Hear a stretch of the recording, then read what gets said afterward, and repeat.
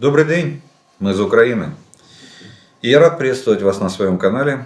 Как всегда, приглашаю подписаться, те, кто еще не подписан, нажать на колокольчик, чтобы вам приходили уведомления о новых видео на моем канале, и вы смотрели их в оригинале.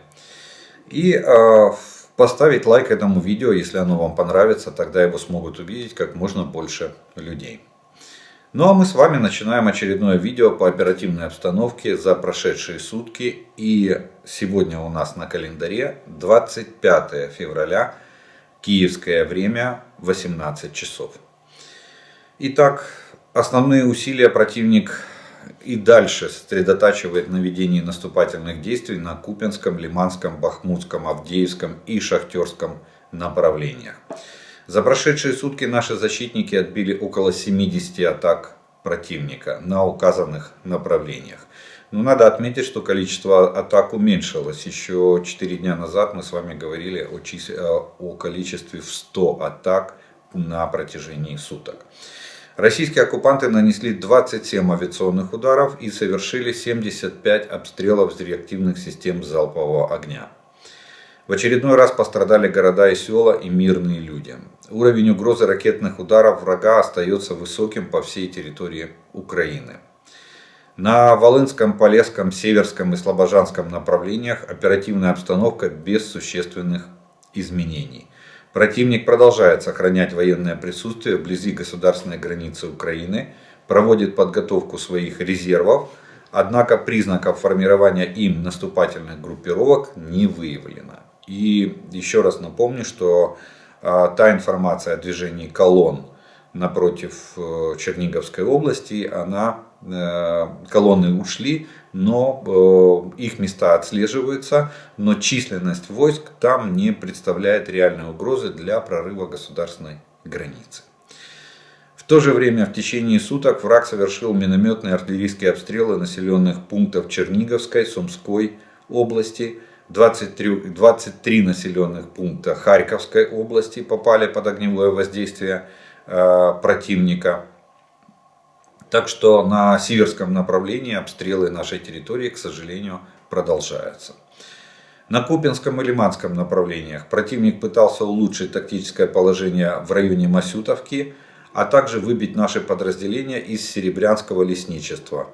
Там идут бои в лесах в районе Кременной, но линия фронта за прошедшие сутки не изменилась. То есть все атаки противника были безуспешными. Наши войска их успешно отразили.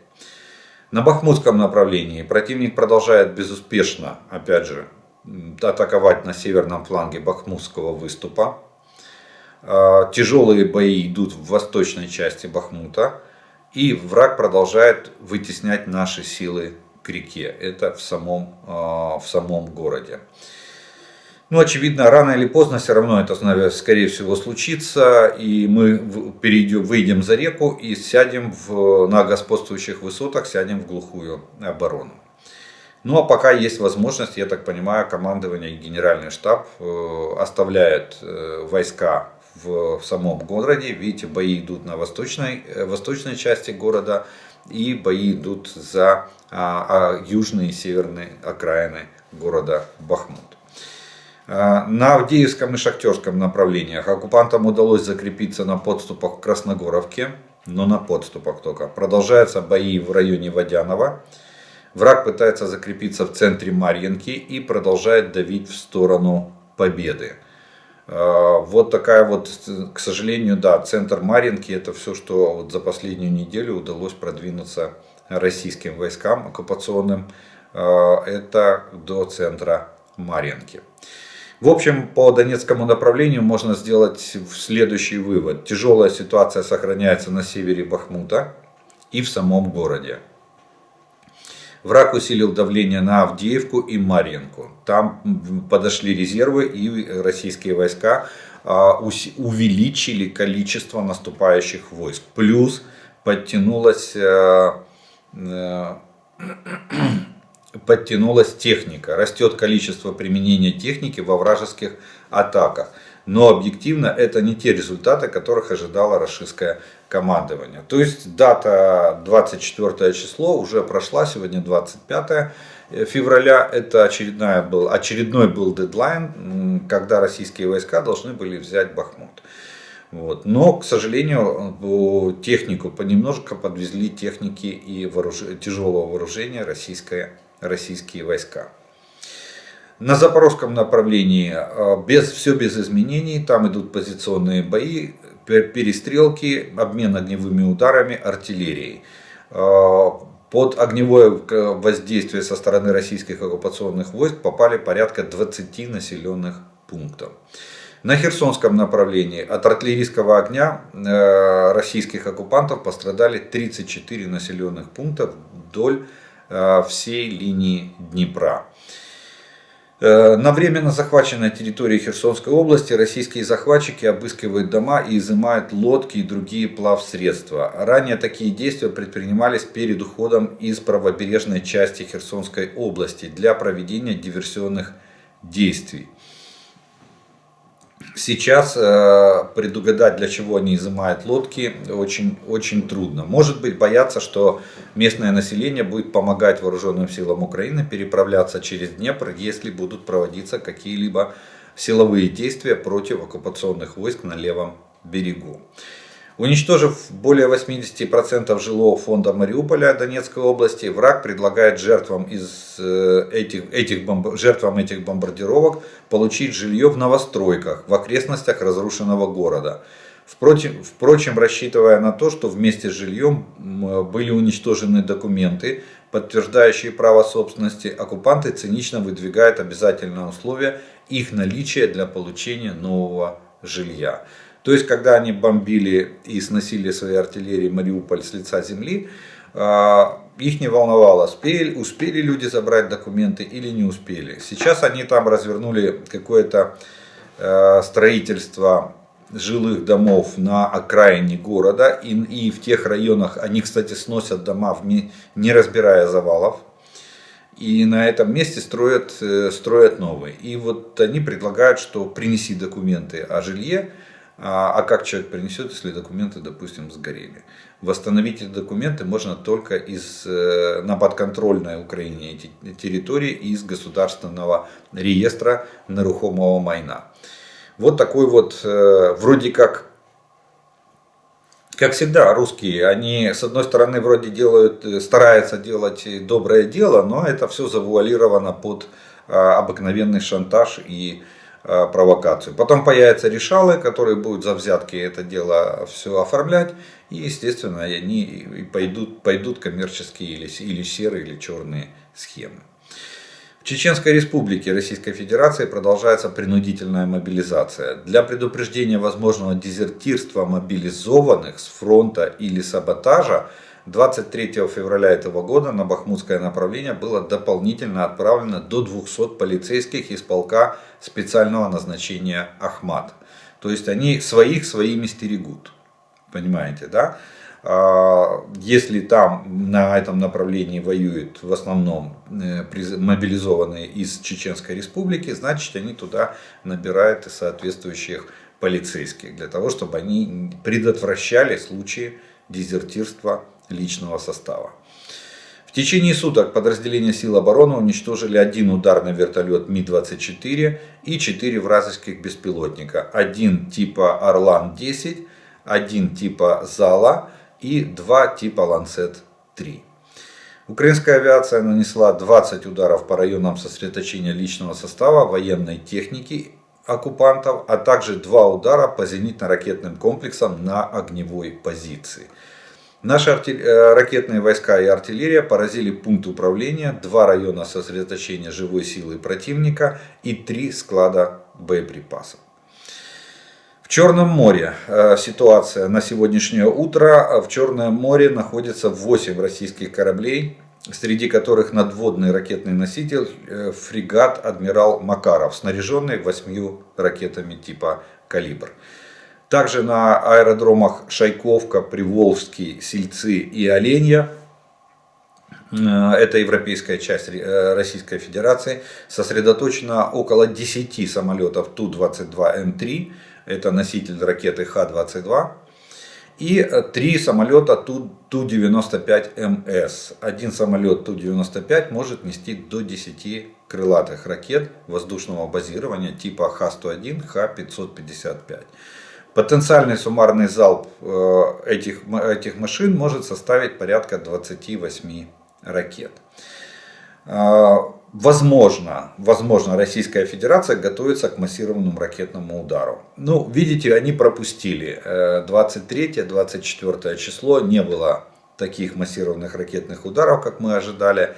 Это может быть связано с политическими мотивами, то, что Россия не решилась в момент оглашения политической позиции Китая по войне, которую все называют мирным планом. Вот. Может быть, это связано с техническими возможностями Российской Федерации, потому что мы знаем, мы уже с вами как специалисты знаем, что на подготовку массированного ракетного удара надо от 10 до 14 дней. Последний удар пришелся на недельной давности, поэтому они физически просто могли не успеть подготовить такое количество.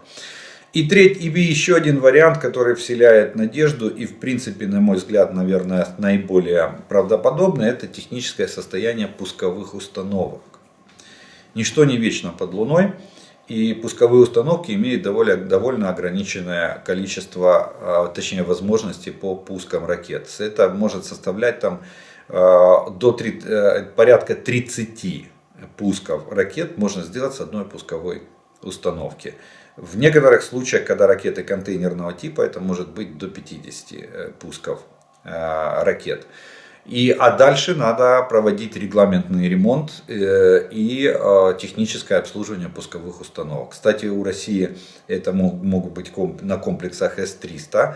Обратите внимание, что Искандеры уже больше не смеются. И очень-очень редко, что баллистическими ракетами, ну крылатыми вообще, уже не делают пуски, видимо, ракеты закончились крылатые к Искандеру. Вот. А баллистическими очень редко. И чем дальше, тем больше Российская Федерация, я так понимаю, зарывается в глубины своих складов, достает все старее и старее ракеты. Кстати, это харьковчане на себе очень хорошо чувствуют, потому что некоторые ракеты остаются, как у них в соцсетях пишут, дома. То есть взлетают, но либо взрываются в воздухе, либо падают обратно в районе пусковых установок. Это говорит о том, что либо ракеты технически неисправны, либо что-то случается с радиолокационной станцией в момент такого группового пуска ракет. То есть она не светит, не подсвечивает им цели, и, соответственно, они не летят, а ракета дезориентируется и не летит никуда, а просто падает по окончанию работы маршевого двигателя.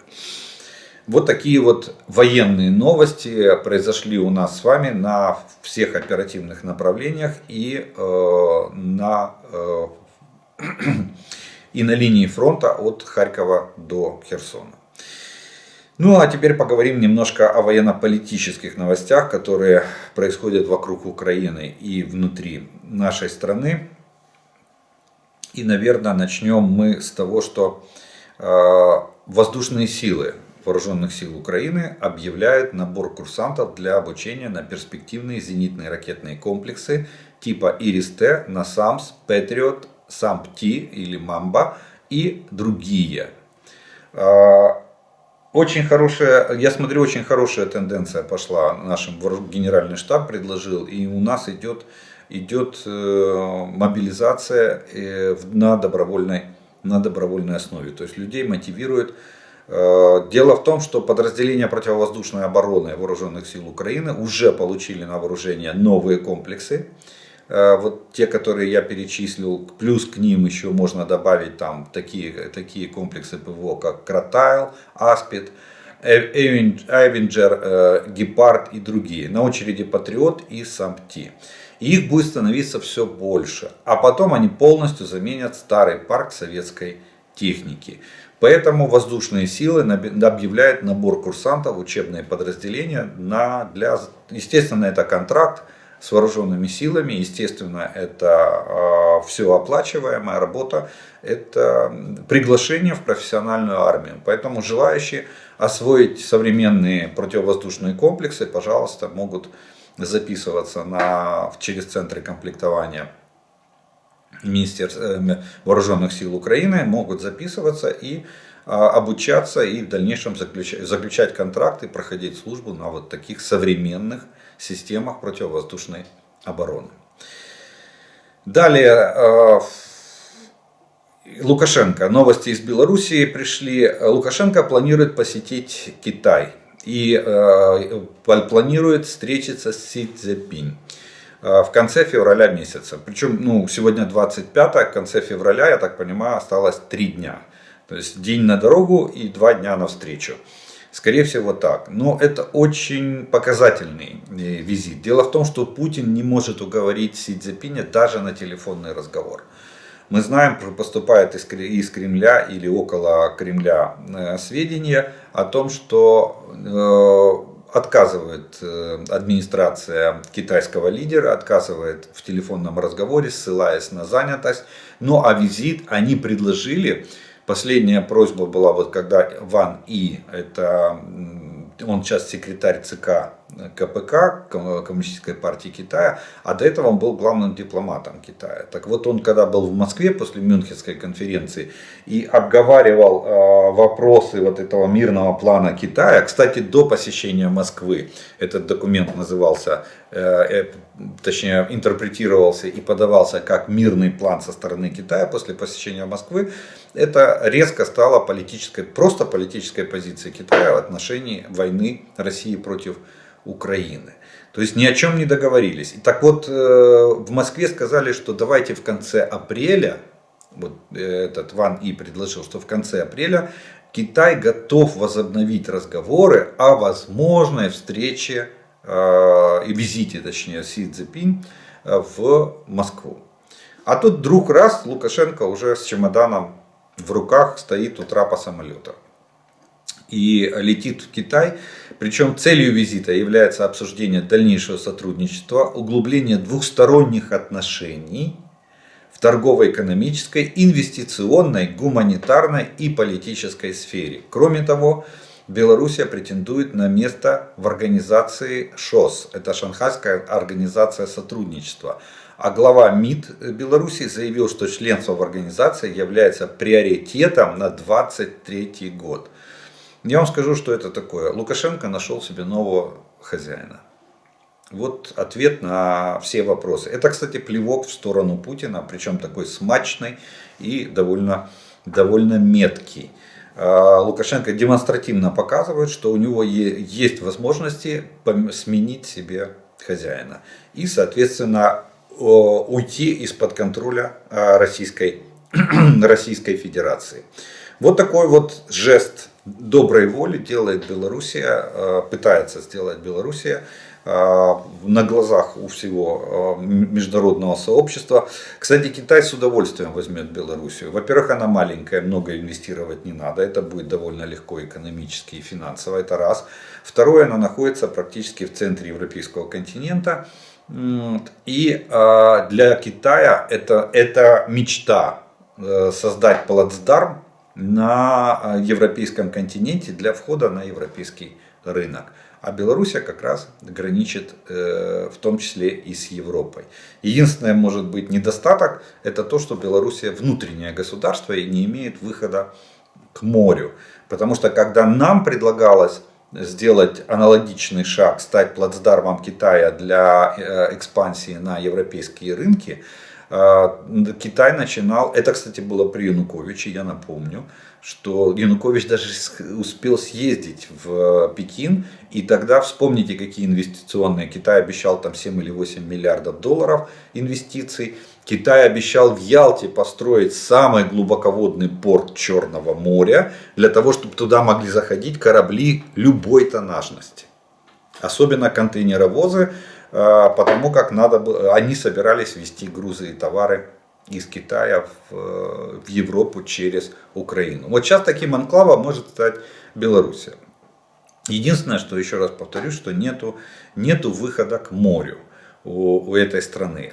А значит, Белоруссии придется с кем-то дружить, с кем-то договариваться, а это либо страны Балтии, либо Украина в этом случае. Ну или может, ну Польша вряд ли пойдет на такие контакты. Вот. Соответственно, что для этого надо? Для этого надо дистанцироваться с Москвой и подружиться с Пекином. Посмотрим, как это будет выглядеть и к чему приведет этот визит. Но это реально вызов для Путина. Реальный вызов. Потому что такой дерзости от Лукашенко, наверное, не ожидал никто. Далее, состоялась пресс-конференция президента Зеленского с журналистами. Он дал пресс-конференцию, посвященную годовщине или году с момента нападения. Я бы вообще, наверное, никаких таких атрибутов этому дню не давал бы. Это траурный для нас день, и нападение массированное вооруженное вторжение России в Украину. Потому что война у нас началась в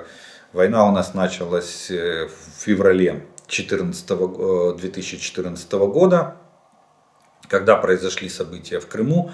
Вот. А вообще подготовка к этой войне началась, на мой взгляд, первое проявление, открытое проявление подготовки к войне началось, когда произошел Тузловский кризис. Кстати, обратите внимание на Тузловской косе, вот эта дамба, на которую отсыпала Российская Федерация, на ней стоят сегодня опоры Крымского моста. Не зря они ее тогда насыпали. Но тогда никто даже не мог предположить, что это станет частью мостовых пролетов между Крымом и украинским Крымом и материковой Россией. Лейтмотивом, три можно основных таких тезиса выделить с пресс-конференции Зеленского. Это первое. Если партнеры сдержат свое слово перед Украиной, если все выполним свою задачу, то победа неизбежна. Мы знаем, чего хочет Путин и Кремль. И это первое. Второе. Нам нужны гарантии безопасности для Украины и Европейского Союза. Это третье. И это второе. Война. И третье. Война и пытки. Война и изнасилование. Неужели это должно прийти в каждый дом мира, чтобы люди уже наконец оценили последствия этой кровавой войны? Вот такие основной мотив можно выделить по пресс-конференции президента Зеленского. Далее, Европейский Союз наконец-то согласовал 10-й пакет санкций, который они обещали анонсировать вчера, 24 числа, на годовщину вторжения российских войск в Украину. Сегодня, точнее, вчера же появилась эта новость, что пакет согласован, но пока еще не проголосован. Так что будем ждать в ближайшие дни. Было заявление европейских политиков о том, что в ближайшие дни он будет проголосован и вступит в силу. Там, как всегда, список, по-моему, около 200, чуть меньше фамилий и персональных санкций. Там фамилии и частные, и физические, и юридические лица. Плюс там очень много вторичных санкций. То есть для того, чтобы работали те санкции, которые наложены ранее, они добавили санкции вторичные, чтобы нельзя было обходить то, что ранее было принято. Потому как Россия очень сильно старается, использует даже некоторые страны для построения серых схем и получения товаров в обход санкционной политики Европейского Союза и других стран. Следующая новость пришла из Ирана. Тут надо отметить. Иран вооружается. Тут с одной стороны мы не удивляемся, понимаем, что там на Ближнем Востоке это бомба замедленного действия, когда она рванет, это просто вопрос времени. И Иран анонсировал о том, что они разработали крылатую ракету дальнего действия, способную лететь на 1650 километров. Об этом сообщает агентство Reuters. И Иран распространил фотографию, где стоят соответствующие военачальники иранские на фоне этой это крылатая ракета.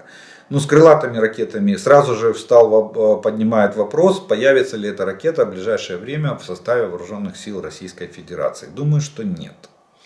На сегодняшний день есть все признаки того, что Иран даже не поставляет дроны «Шахеды».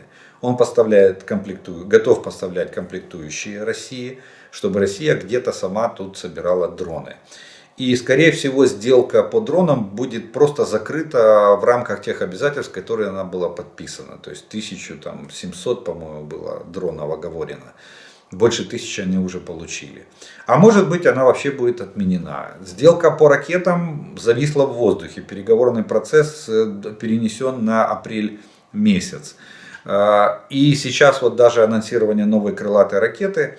Скорее всего, Иран даже не столько испугался, на мой взгляд, санкций, которые начал вводить Европейский Союз против Ирана и пригрозил им масштабными санкциями за отказ сотрудничества с МАГАТЭ. У Ирана сегодня очень много проколов. Очень много проколов в плане сотрудничества и в плане на пути снятия этих санкций. Я имею в виду это отказ от сотрудничества в МАГАТЭ, я имею в виду это обнаружение в Иране обогащенного урана, причем степень обогащения составляет 84%, до оружейного урана остается всего 6% обогащения.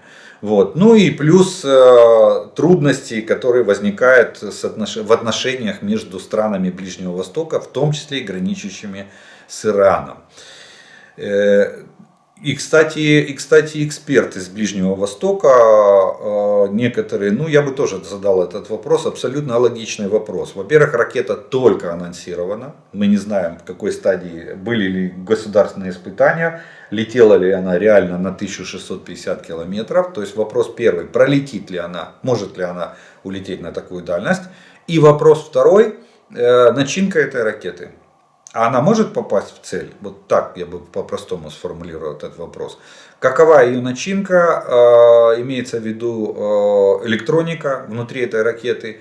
Как она управляется в полете, как она наводится на цель и как она попадает в эту цель. Вот это очень важный момент. Обычно, когда анонсируют новое оружие, вот это все открывается. Ну, секретная часть остается секретной, но открытая часть объясняет, какая система у нее навигации, какие ее летные характеристики и так далее и тому подобное. Потому что это ж все-таки, это ж вооружение, без рекламы ж никак. Никак. Вот. Поэтому первое заявление о крылатой ракете, ну, посмотрим, как будет дальше. Ну, кстати, из неофициальных источников могу вам сказать так, что последние взрывы, или как мы любим говорить, наше украинское слово бавовна, да, так вот, последняя бавовна, которая состоялась на заводах в Иране, и говорят, что сначала говорили там, что Иран заявлял, что все хорошо, пожар, ничего страшного, мы все потушим. Нет. Так вот, по некоторым неофициальным источникам говорят, что вот эта бавовна в Иране, которая произошла на заводах, производящих ракетное оборудование и дроны, очень сильно повредила технологический процесс. Очень довольно хорошо, много вывела из строя технического оборудования по производству комплектующих вот к таким даже дронам камикадзе и баллистическим ракетам. Кто сделал эту бавовну, остается загадкой на сегодняшний день. И видите, Иран, даже сам Иран постарался быстро об этом забыть. Хотя тогда руководители Ирана кричали, что мстя будет страшной и не заставит себя долго ждать. Вот такая вот ситуация с иранским вооружением. Ну и президент Джо Байден сделал такое заявление. Давайте, я думаю, что надо о нем поговорить и обсудить. Так вот, президент Джо Байден сделал заявление о том, что истребители сейчас для Украины пока не передаваться не будут. И они не являются приоритетом. Джо Байден сказал, цитата, «Зеленскому нужны танки, артиллерия, ПВО, в том числе еще РСЗО типа Хаймарс. Есть вещи, которые он нуждается сейчас для успеха этой весной и этим летом с переходом в осень», сказал Джо Байден.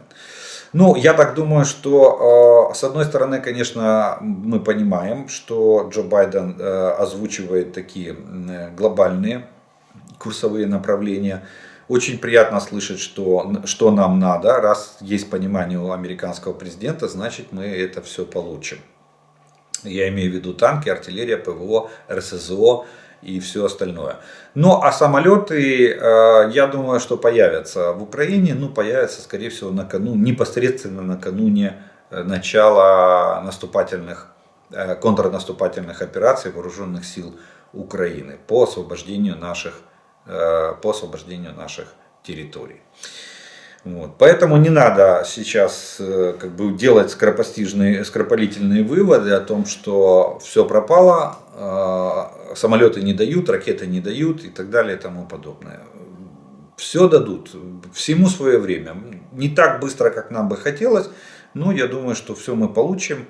И тут термин «всему свое время», наверное, он применим как никогда.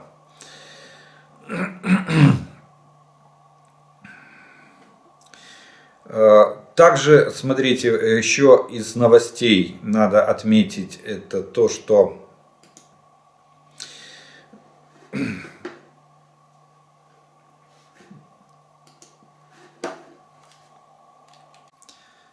ну, еще одна новость из Белого дома, которая касается непосредственно нас с вами, это то, что президент США Джо Байден заявил, что на данный момент нет признаков, которые бы указывали на то, что Китай оказывает России военную помощь. И что он не ожидает от Пекина подобных шагов в дальнейшем. Ну, в принципе, то, что я и предполагал, и говорил вам об этом, что, скорее всего, Китай торгуется за какие-то свои преференции и старается за счет этих торгов, Россия в данном случае разменная монета, дадим, не дадим, вот, создать более твердую и более ощутимую или уверенную свою позицию в переговорном процессе с Соединенными Штатами. Мы знаем, что у них проблемы сейчас в отношениях. Вот, поэтому Китай может использовать Российскую Федерацию в качестве разменной монеты. Как говорил один киногерой, да, гранаты взял, нет, не взял, гранаты не того калибра. Поэтому Китай, скорее всего, подразнит Россию, но вряд ли начнет передавать им вооружение. Хотя переговоры очень серьезно, как бы со стороны России, переговоры ведет российская сторона с китайскими производителями вооружения, особенно по дронам.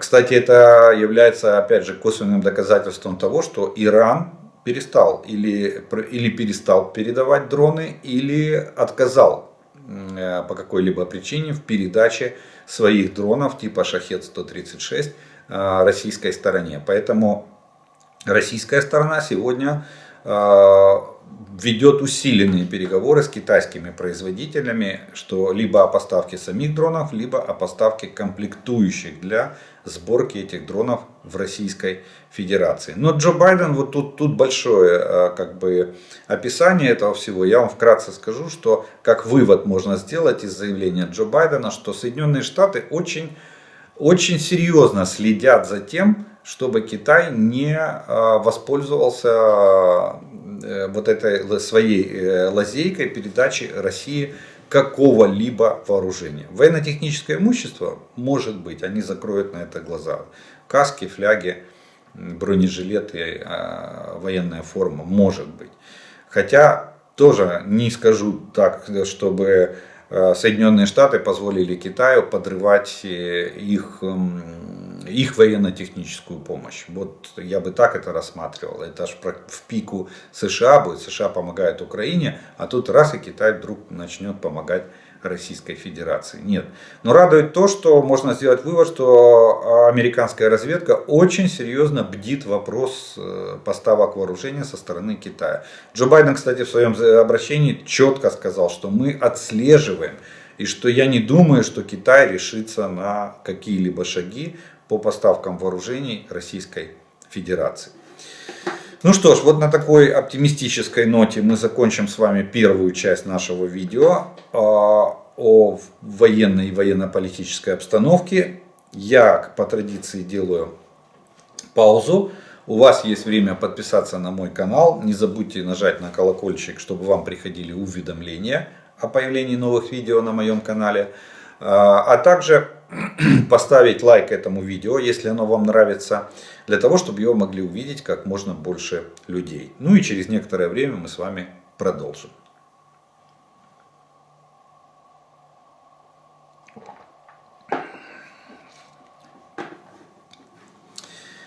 А продолжим мы, как обычно, по традиции, это ответы на те вопросы, которые вы прислали к предыдущим видео. И первый вопрос сегодняшнего дня опять звучит про Китай. В китайском мирном плане среди перечисленных пунктов совсем отсутствует пункт о военнопленных, перемещенных лицах или мной что-то упущено. Нет, ничего не упустили, вы абсолютно все правильно прочитали. Я вам даже больше скажу, там отсутствует главный пункт, это вывод российских войск. Это как основное условие Украины, наше с вами условие для начала переговорного процесса с Российской Федерацией. То есть без вывода войск о каких переговорах вообще может идти речь. Кстати, военнопленные перемещенные лица, особенно военнопленные, это гуманитарные вопросы, которые обсуждаются даже на уровне спецслужб стран, даже тогда, когда переговорный процесс не ведется. Россия не идет даже на такие переговоры. Они в качестве наших пленных, военнопленных держат в качестве заложников.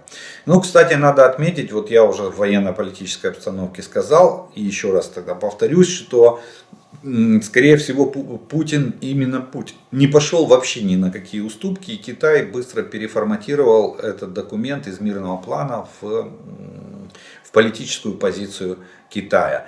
И все пункты, кстати, очень соответствует его содержание этой позиции, очень соответствует философии Китая. Все размытое, все неконкретное. Очень хорошо сказал представитель Белого дома, реагируя на этот план, он высказал, что, скорее всего, этот мирный план должен был быть закончен после оглашения первого пункта. Потому что первый пункт там это уважение суверенитета, нет, там сказано уважение всех стран, вот, и устава ООН. И это такой всеобъемлющий пункт, который включает в себя все понятия, потому что в уставе ООН все прописано, права человека там прописаны, суверенитет, территориальная целостность государств и все остальное. Вот, огласив первый пункт, дальше можно было уже ничего не оглашать. Это все как бы производные или составляющие первого пункта. Но тем не менее, каждая страна, вот в этом, кстати, и состоит принцип демократии, что каждая страна может высказать собственное мнение. Посмотрите, какие мнения высказывает о нас Венгрия иногда в лице своего премьер-министра. Вот. И не только о нас, но и о других странах мира и Европы. Вот. Так что каждый имеет право. И Китай высказал свою позицию, мы теперь ее знаем и мы придерживаемся. Там единственное, что самого ценного в этом пункте, и мы будем еще об этом говорить, там был такой вопрос, буду на него отвечать, о том, что Китай передал, я так понимаю, Российской Федерации привет относительно угроз применения ядерного вооружения. Более подробно я расшифрую это чуть позже. Следующий вопрос. Ви колись наголошували на тому, що наша армія була не готова до повномасштабної війни. Не відбулося її розгортання перед наступом Росії. Питання, на ваш погляд, чому не було віддано такий наказ, щоб це змінило, зважаючи на наш ресурсний потенціал, як в техніці, боєприпасах, так і в живій силі. Это кардинально бы поменяло ситуацию начала самой войны. Смотрите, тут как бы ответ на вопрос, почему не была оглашена мобилизация ранее, чем началось вторжение российских войск. И потому что, вы же помните последнее обращение перед началом вторжения президента к народу. То есть получается, что ни президент, ни его команда, да и я сам тоже особо не верил в то, что Россия решится на такую военную авантюру. Это была настоящая с точки зрения планирования и по количеству войск, которые входило, это была настоящая авантюра. Но это мое мнение, это субъективное. А все-таки президент и его офис, они общались президент общался с главой ЦРУ. Я не думаю, что ЦРУ последняя организация на Земле, которая там владеет информацией. Она первая организация на Земле, которая владеет информацией. Президент общался с лидерами других государств. И он мог оценить угрозы и принять необходимые решения. Тем более, что законодательство Украины это все предусматривает. При возникновении угрозы президент обязан реагировать. Как он потом говорил, что не хотел, чтобы была паника в стране, так 24-го паники тоже в стране особо не было. А 25-го уже народ стоял в военкомате в очереди. Вот. А как бы это изменило? Это кардинально бы изменило. Если бы мы заранее развернули вооруженные силы хотя бы до штата военного времени и набрали какой-либо резерв, то даже той наличествующей техникой, которая у нас была, кстати, техники у нас было на момент начала, у нас было довольно много. Мы на собственных запасах провоевали практически до конца мая. Вспомните, когда пришла к нам первая артиллерия, когда начали поступать первые танки и бронемашины. Конец мая, начало июня. После первого Рамштайна. Заседания в формате Рамштайн. А до этого мы воевали на своих запасах. Так вот теперь представьте, если бы мы развернули там 300-400 тысяч вооруженные силы и стали бы на границе встречать российские войска, то где бы были боевые действия? Под Киевом. Сколько раз Южное оперативное командование проводило учения, масштабные учения по недопущению вторжения российских войск с полуострова Крым на материковую Украину. У нас эти вопросы были отработаны вдоль и поперек. У нас были определены части, которые должны были занять там оборону и сдерживать. А то, что получилось там дежурные силы и средства, одна бригада, один батальон, конечно, российские войска их смяли и зашли на материковую Украину. Это кардинально бы изменило ход боевых действий, если бы армия была развернута на момент начала вторжения. И самое главное, что если бы мы развернули армию заранее и ощетинились бы во всеоружие против Российской Федерации, еще не факт,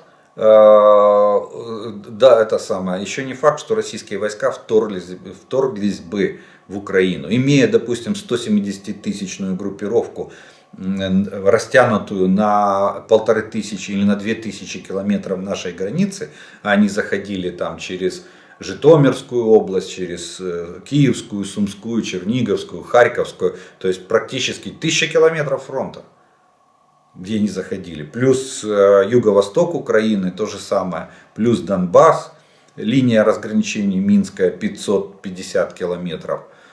А мы бы стояли здесь с 400-тысячной армией и набирали бы еще резерв, то я скажу, что не факт, что Россия вообще бы вошла в Украину. Вот что могло измениться.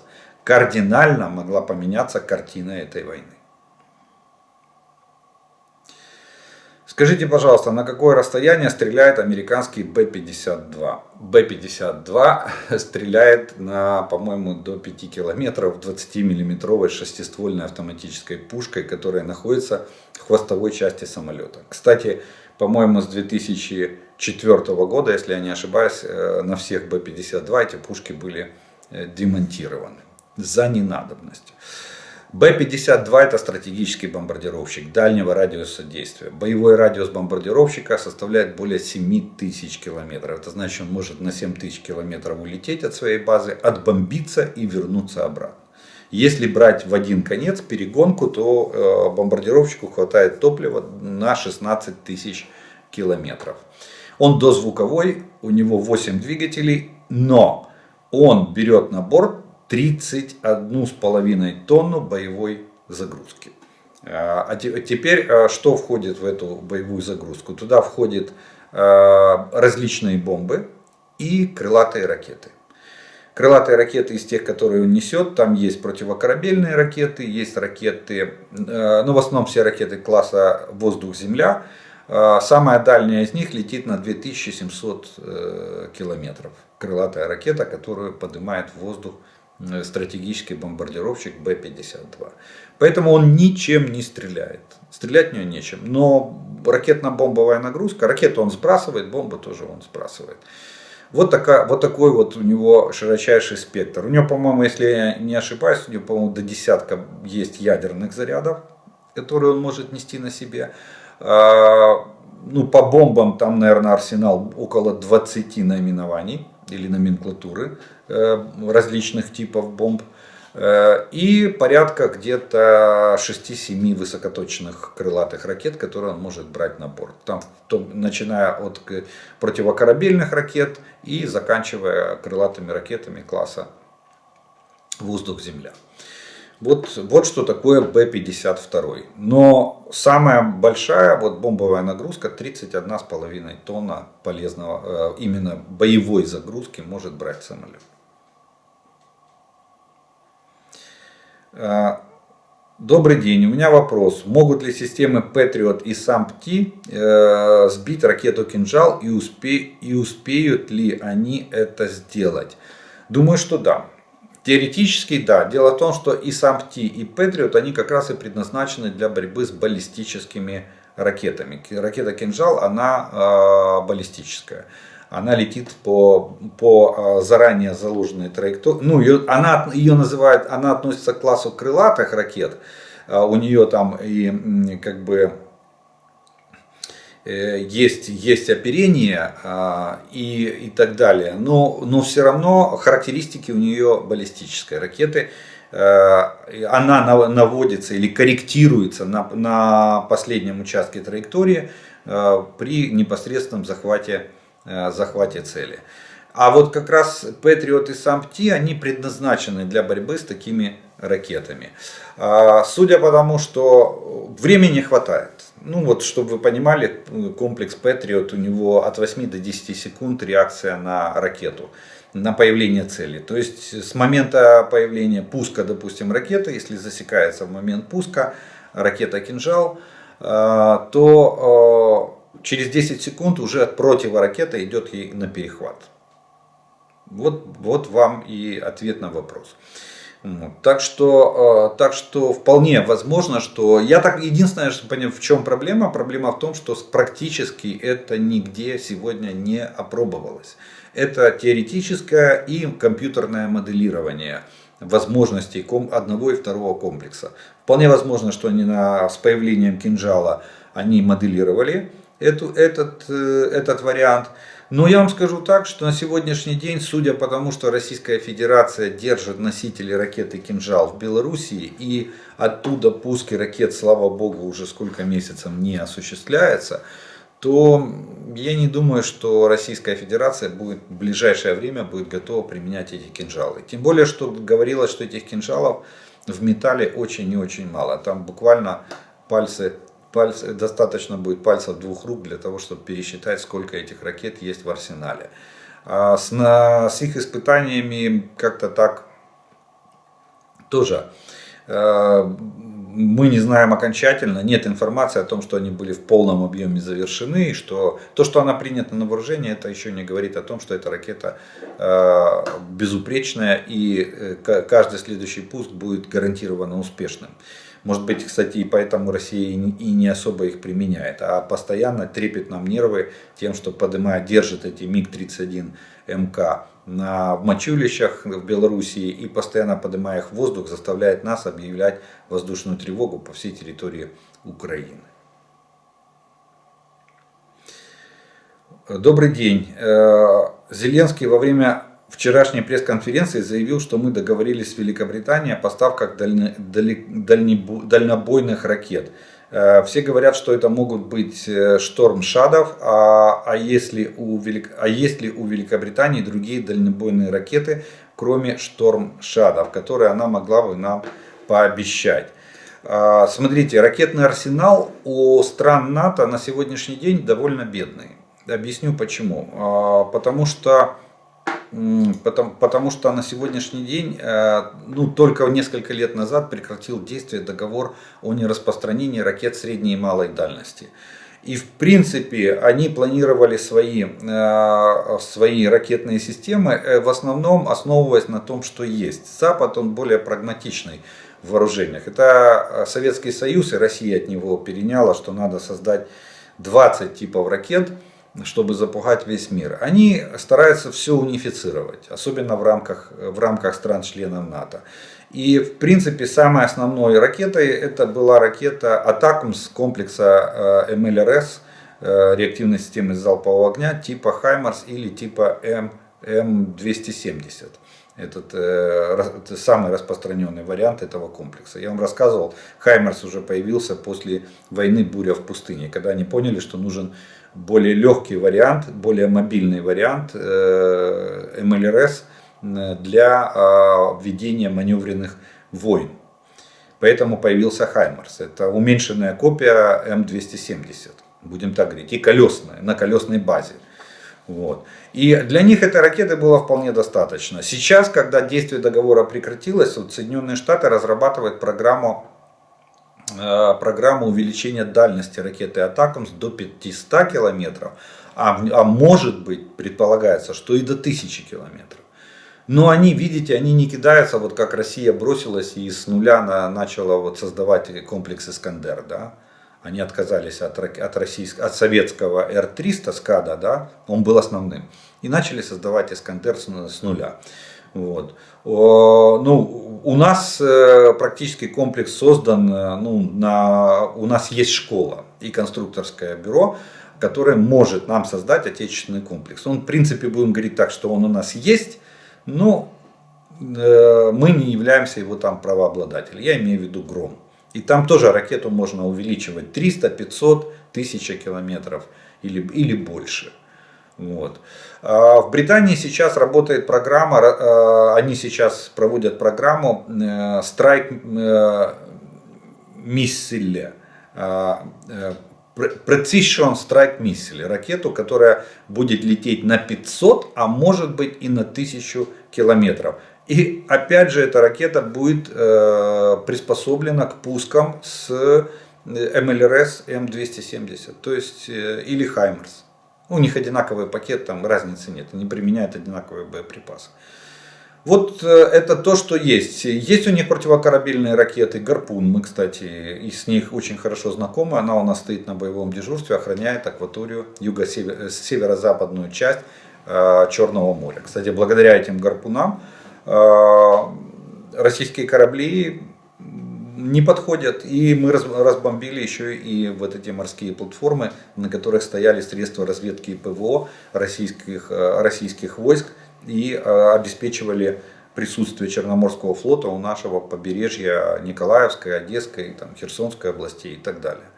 Вот. Так что мы эту ракету знаем. А вот из сухопутных ракет PRSM, вот аббревиатура этой ракеты, и это, кстати, это американская разработка, но она же будет на вооружении. Британия участвует в этой программе, и поэтому они получат эту ракету, как только она будет сделана. Они стали первыми партнерами в американской программе создания вот этой ракеты на 500 километров. Поэтому Storm Shadow есть у них эта ракета. Будет ли она нам передана? Вполне возможно. Судя по тому, что Риши Сунак, премьер-министр Британии, подтвердил договоренности, что есть договоренности между Украиной и Великобританией о передаче дальнобойных средств огневого поражения. Так что ждем. Что это будет, очень трудно сказать. Может, мы станем первыми. Может быть, наш театр боевых действий станет испытательным полигоном для вот этой новой ракетной программы. И вместо Атакмса мы в какой-то момент получим вот эту новую ракету и будем ее испытывать с дальностью уже 500 километров. Вот. Правда, куда нам такую дальность применять, если нам постоянно ставят ограничения, что дальше границы Украины и России эти ракеты залетать не должны, то остается только одна цель – Крымский мост.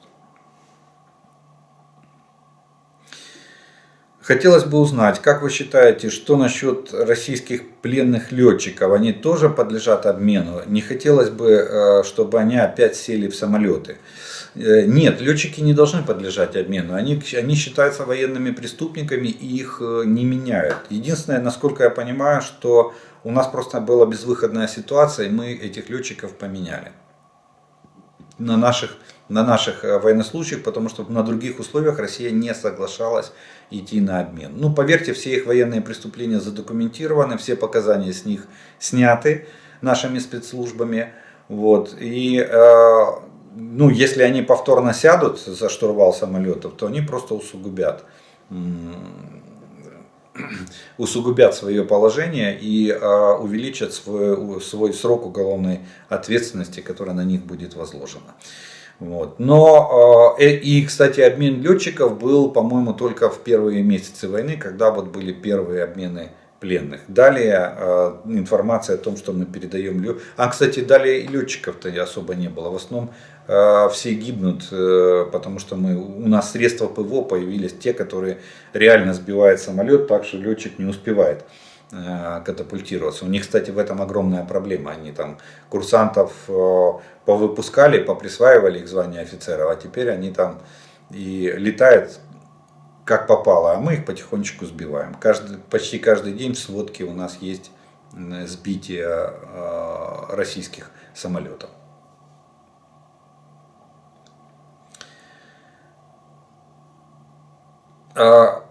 Про зобов'язання Китаю про захист від ядерної зброї від 2013 року. Да, действительно, такой договор был подписан между Украиной и Китаем. И он был подписан 5 декабря 2013 года.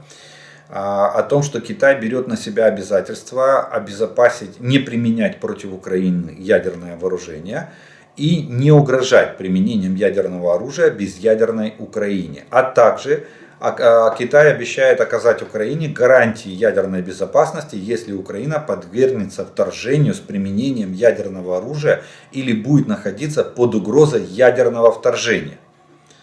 Так написано в договоре. Единственное, что на сегодняшний день я не смог подтвердить, ратифицирован ли этот договор нашей стороной и китайской стороной. Но такой договор был подписан. И этот договор был подписан в рамках визита. Помните, да, вот то, что я вам говорил в начале, что Янукович хотел тогда с Китаем договориться, взять у него кучу денег. Это, кстати, в рассмотрении версий, почему Путин захватил Крым, одна из версий была того, чтобы не пустить туда, опередить китайцев, чтобы Украина не пустила туда Китай с его инвестициями. Кстати, еще тогда считается, что Путин перешел дорогу Си Цзиньпин, то есть Китаю, в освоении Крымского полуострова китайскими инвесторами. Вот. Я думаю, что в этих рамках было подписано этот договор, но на сегодняшний день невозможно подтвердить, действующий он или не действующий. Если он не ратифицирован парламентами, то он может быть и не действующий на сегодняшний день. Но, тем не менее, в своем так называемом мирном плане, который озвучил Китай 24 числа, ну, во-первых, Китай, давайте так, Китай, в принципе, такие договоренности, ну, будем говорить так, косвенно, но соблюдает. Почему? Потому что всегда, когда упоминался Китай в международных разговорах о войне России против Украины, Китай всегда заявлял позицию: ни в коем случае никакого ядерного оружия. И, кстати, уже не первый раз Китай такой холодный душ для России в плане очередного пакета ядерных угроз со стороны Путина. И тут Китай и Индия тоже помогла тогда высказывать, что и США высказывались, и Великобритания. Но Китай всегда поддерживал, что никакого ядерного оружия. Сейчас, вот в этом так называемом мирном плане, который 24 числа озвучил Китай, ну, я бы сказал, там практически ультиматум. Я уже это отмечал. Китай поставил жесткие рамки Путину, что только конвенциальное оружие в этом конфликте. Ни о каком ядерном оружии, ни о каких угрозах применения ядерного оружия речь идти не может. Вот такое вот условие поставил Китай, Российская Федерация. Кстати, обратите внимание, сразу как-то подзабылось и про учения. Чем же закончились учения ядерных сил Российской Федерации, который Путин начал, по-моему, 20 числа, накануне вот этой Мюнхенской конференции. Как-то так сползли эти все учения. А там вроде как подводный ракетоносец атомный выходил в район, получил боевое распоряжение выйти в район пусков ракет. Мы с вами это бурно обсуждали, будет делать пуски, не будет, в каком снаряжении полетит ракета, нарушит ли Путин международный договор о непроизводстве ядерных взрывов, то есть мораторий на ядерные испытания и ядерные взрывы. Там, кстати, они включают любые ядерные взрывы. Вот. Все как-то резко так утихло, и все уже забыли, и уже никто не вспоминает об этом. Поэтому я думаю, что, наверное, дело в том, что никто, поверьте, никто из западных лидеров, никто из, евразиатский континент, если брать в комплексе, я думаю, не найдется ни одного, может только Талибан, может быть там иранские аятоллы, будут согласны на ядерный заряд, скажут, что это наказание свыше, а все остальные, здравомыслящий человек, по-моему, не может согласиться с тем, что в здравом уме сказать, что да, ядерной войне. Понимаете? А ядерный взрыв настолько непредсказуемая вещь, куда уйдет радиоактивное облако, что это же опасность для всех. Все категорически против. Путин это понимает, поэтому он этим и шантажирует. Но когда такие страны, как Китай, если, допустим, у него с Соединенными Штатами конфронтация, и он их пытается им противостоять, то я думаю, с Китаем вряд ли он будет противостоять. Я думаю, в Китае знают очень много о том, что они же могут случайно проговориться о том, что пообещал Путин Си Цзиньпиню в феврале 2022 года перед началом массированного вооруженного вторжения. О чем они говорили, Путин и Си Цзиньпинь, когда Путин там сиротливо сидел в гостевой луже, один, укрывшись пледиком, старый дедушка, замерзший на трибуне на открытии Олимпиады в Пекине. Вот. Так что тут такая ситуация. С одной стороны, все против этого, и с другой стороны, может быть, это и способствует. А вот насчет договора, я вам сказал, есть один фактор, который невозможно сейчас подтвердить. Ратифицирован действующий этот договор или нет. Ратифицирован или нет. Или просто он остался подписанным двумя на тот момент руководителями стран. Янукович тогда был в должности президента Украины. И Си Цзиньпинь тогда тоже был председателем Коммунистической партии Китая, лидером Китайской Народной Республики. Ну что ж, вот такая вот вопросная часть на сегодняшний день. На этом мы ее заканчиваем. И у нас остается с вами третья часть. Это ответы точнее, приветствия, пожелания и комментарии, которые вы прислали к предыдущим видео. И, соответственно, прозвучат они следующие. Первым таким комментарием будет следующий. Клещ-кровопийца под кликухой моль должен поскорее покинуть матушку землю. Нет войне. Санкт-Петербург. Вот такой вот из Санкт-Петербурга комментарий. Вы говорите, что у вооруженных сил Украины нет самоходных минометов, но Литва передала Украине 10 самоходных минометов на базе М113, а также есть трофейные самоходные минометы НОНА. Я, конечно, понимаю, что это мало, но те же 10 самоходных минометов на базе М113 под тем же Бахмутом были бы очень эффективны. Вы знаете, скажу так, что вполне возможно, что они там и есть. Вполне возможно. А может быть, они на каких-то других участках. Но это капля в море. Вы вот сами правильно пишете в своем комментарии, что это очень и очень мало. И 10 минометов это полторы батареи. Дай Бог, чтобы они там были, и дай Бог, чтобы они применялись.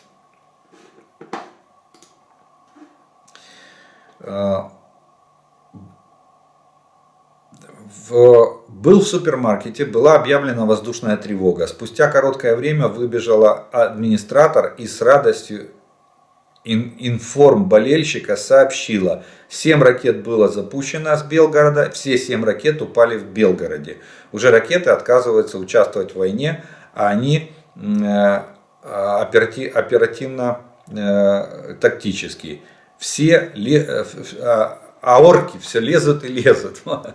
Уже ракеты отказываются участвовать в войне, а орки все лезут и лезут. Я так понимаю, это сообщение из Харькова, раз речь идет о Белгороде. Вот даже так. 7 из 7. Саботаж.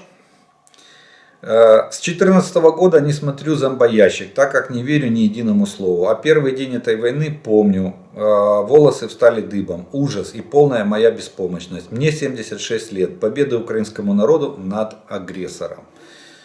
Да, тогда многие были в шоке. С самой юности, 75-х, 80-х, я знала, що Україна захоче свободи від Росії і Совка. Всі роки спостерігала, як знущалася над українською мовою. Знала, що настане час, але не уявляла, як ми зможемо вигнати Росію і Совок з України. Було дуже багато речей, які втягували Україну в болото. Занадто дорогою ціною, але таки цей час настав. Слава Україні, смерть ворогам. Це я, American Boy. Я дуже жалію, що сам не можу приїхати на рашистське барбекю, але я упевнений, за наші кошти Збройні Сили України зроблять із рашистів Chicken Nuggets. Слава Україні. Вот такой вот, я так понимаю, из Сполученных Штатов. На уничтоженном крейсере «Москва» стояла самая современная российская ПВО. 8 пусковых установок противоракет П-1000 «Вулкан», 8 пусковых установок зенитно-ракетного комплекса С-300 «Форд» и 2 зенитно-ракетных комплекса ОСА-МА. Ничего не помогло. Все российское вооружение настоящее фуфло в реальном бою. Ну, вот такой вот комментарий. Война в Украине открыла мне глаза на некоторые вещи, и теперь я нисколько не жалею о развале Советского Союза. И очень критично отношусь к российским правителям, даже к Петру Первому. А Ленина, Сталина, Ельцина и Путина ненавижу и никогда не прощу. Слава Украине, я живу в Испании, и у нас сегодня был митинг в поддержку Украины. Было очень много людей, наших украинцев и много местных жителей. Все в ночи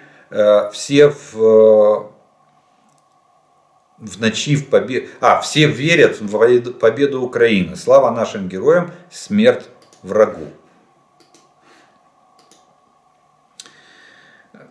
За этот год мы все постарели, только не на год, а одной войной. Боль Украины неизмерна. До 2022 вы были украинским народом. Сейчас вы стали украинской нацией, незламной Украины. С уважением и всегда рядом с вашей болью из Молдовы. Слава Украине, перемога за вами.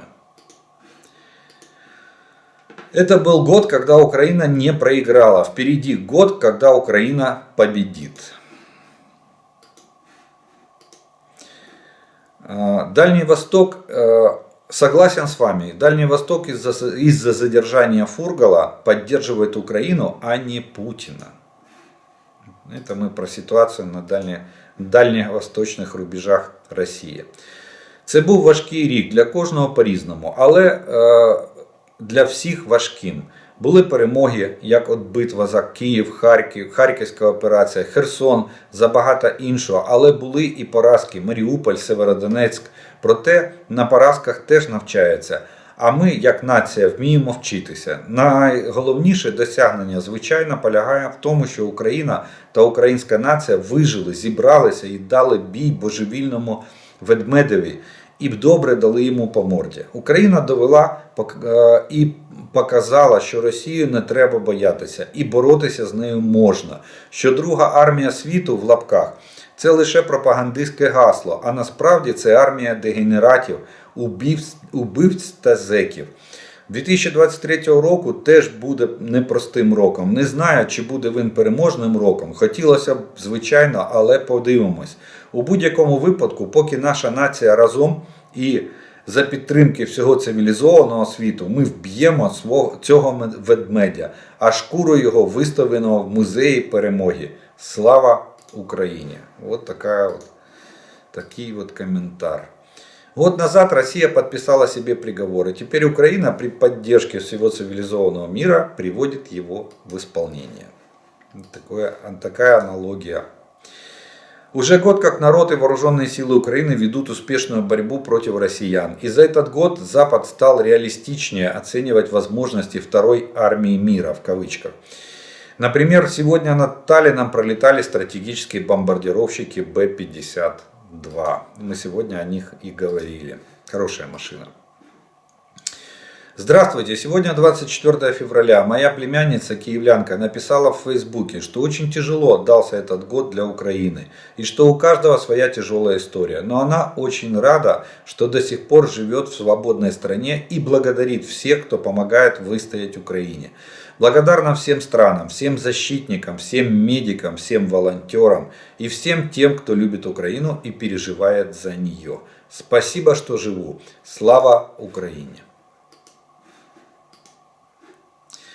С первого дня войны, как гражданин Хорватии, поддерживаю Украину как могу. Победа будет за вооруженными силами Украины, как была и за нами в 1995 году. В победе Украины уже никто в адекватном мире не сомневается. Слава Украине!